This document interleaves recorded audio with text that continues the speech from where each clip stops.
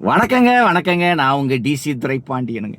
நாம் யாருக்கும் தாழ்ந்தவர்கள் இல்லை, நமக்கு யாரும் தாழ்ந்தவர்கள் இல்லை, அப்படி என்பதுதான் பசும்பன் தேவர் ஐயாவுடைய பொன்மொழிகள். நேற்றுங்க சட்டமன்றத்தில் விடுதலை சிறுத்தைகளினுடைய கட்சியினுடைய எம்எல்ஏ ரவிக்குமார் அவர்கள் பல கோரிக்கைகளை வச்சார். அதில் முக்கியமான கோரிக்கை என்னன்னு கேட்டிங்கன்னா, ஆணவ படுகொலை என்கின்ற சட்டத்தை கடுமையாக கொண்டு வர வேண்டும். இதை பார்த்துட்டு பிஎம்டி மக்கள் தேசம் கட்சியினுடைய தலைவர் இசக்கி ராஜா தேவர் நேற்று ஒரு பேட்டி கொடுத்திருந்தார். அதாவது அவர் என்ன பேட்டி கொடுத்திருந்தார்னா, ஆணவ படுகொலையை இவ்வளவு தூரத்துக்கு பேசுபவர், நீங்கள் இன்னும் ஒன்றையும் சேர்த்து பேசியிருக்க வேண்டும். அதாவது கட்டாய காதல், ஒரு பெண் காதலிக்கவில்லை என்றாலும் கட்டாயப்படுத்தி காதலிச்சே ஆக வேண்டும், அப்படி என்று பெண்களுக்கு இன்னைக்கு அநீதி ஆகிக்கிட்டு இருக்கு, அதை பற்றி பேச வேண்டியதான அப்படின்னு கோரிக்கை வச்சுக்காரு. உண்மையே அதுதான். இன்னைக்கு அதுக்குன்னே ஒரு டீம் இருக்குங்க. ஒரு பெண் நல்ல வசதியான வீட்டு பெண், அந்த பெண்ணை பார்த்து தான் காதலிக்கணும்.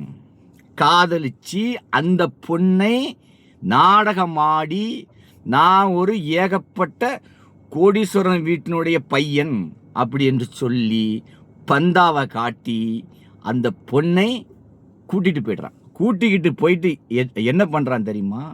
அந்த பெண்ணுடைய அப்பா அம்மாவுக்கு ஃபோன் பண்ணுறாங்க.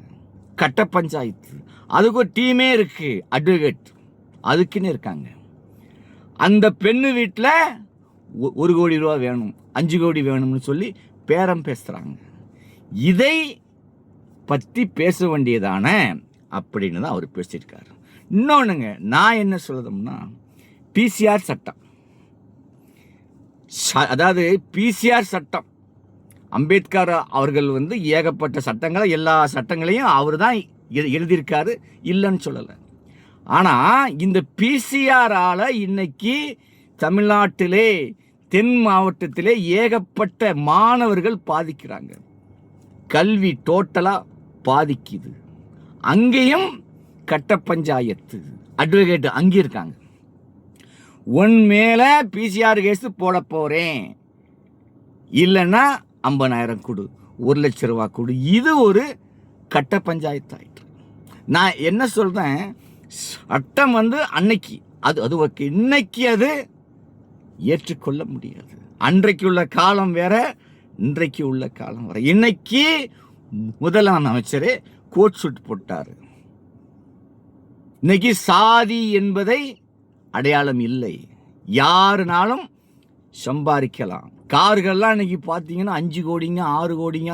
அப்பா, யாருனாலும் கார் வாங்கலாம், யாருனாலும் என்னனாலும் செய்யலாம். இந்தந்த சாதி தான் செய்யணும், இந்தந்த தான் இல்லை. ஸோ அப்படி காலங்கள், காட்சிகள், ஆட்சிகள் எல்லாம் மாறிவிட்டது.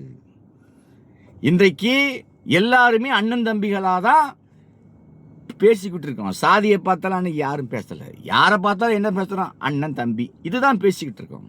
ஸோ அந்த ஒரு ஒற்றுமையை சீர்குலைக்கும் வகையில் இந்த பிசிஆர் சட்டம், இந்த பிசிஆர் சட்டத்தை நீக்க வேண்டும். அதாவது காலங்களும் காட்சிகளும் மாறும்போது சட்டத்தையும் மாற்றலாம். என்ன காரணம்னா, இன்னைக்கு எல்லாருமே சமமாயிட்டோம். இன்னைக்கு புதிய முதலமைச்சர் என்ன பேசியிருக்காரு, எல்லாரும் சமம், யாரு மேலே யாரு கீழையும் கிடையாது, நான் எல்லாருக்கும் பொதுவானவன்ட்டாரு. ஸோ அப்படி இருக்கும்போது இந்த பிசிஆர் சட்டத்தை நீக்க வேண்டும். இதால் ஒரு சாதி மட்டும் இல்லை, ஏகப்பட்ட சாதியினருக்கு இதனால் பாதிப்பு இருக்குது. பயங்காட்டுறாங்க. ஊன்னா பிசிஆர் சட்டம், பிசிஆர் சட்டம், பிசிஆர் சட்டம்.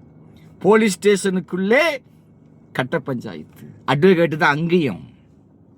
ஸோ அதுக்கும் ஒரு டீம் இருக்குது. ஊன்னா உன் மேலே பிசிஆர் சட்டம் போட்டுருவேன். இன்னைக்கு அதெல்லாம் இல்லை. இந்த எல்லாரும் ஒன்றாயிட்டோம்.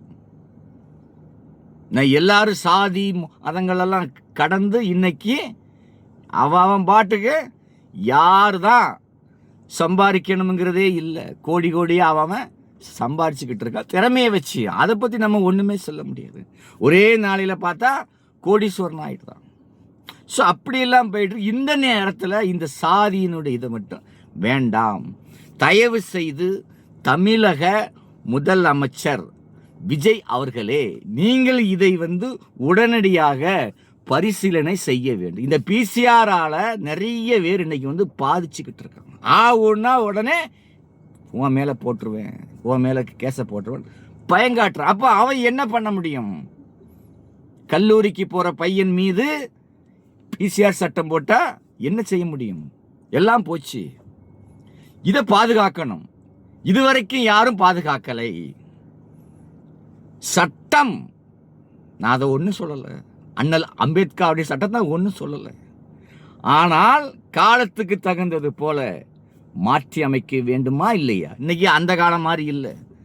கம்ப்யூட்டர் காலம், இன்னைக்கு செல்போன் காலம். பரபரப்பாக இருக்குது, ஒவ்வொரு செகண்டுக்கு மாறிக்கிட்டே இருக்கு. ஆனால் இன்னும் அந்த பழைய கஞ்சி ஓடக்கூடாது. தயவு செஞ்சு முதல்வருடைய கவனத்துக்கு தான் இந்த வீடியோ. இந்த பிசிஆர் என்கின்ற சட்டத்தை அறவே நீக்க வேண்டும். அதுக்கு என்ன வழிமுறைகளோ சட்டத்தை எழுதியவருக்கு மாற்றலாம். அப்படிங்கிறது வழிமுறை கண்டிப்பாக இருக்கும், இல்லாமல் இருக்காது. ஏன்னா காலங்கள் மாற மாற மாற நிறைய மாறிக்கிட்டே இருக்கும். அதனால் முதல்வர் அவர்களுடைய கவனத்துக்கு உடனே நீங்கள் இந்த பிசிஆர் என்கின்ற சட்டத்தை அடியோடு ஒழிக்க வேண்டும் என்பதுதான் இந்த டிசி துரைப்பாண்டியனுடைய கோரிக்கை. நன்றி, வணக்கம்.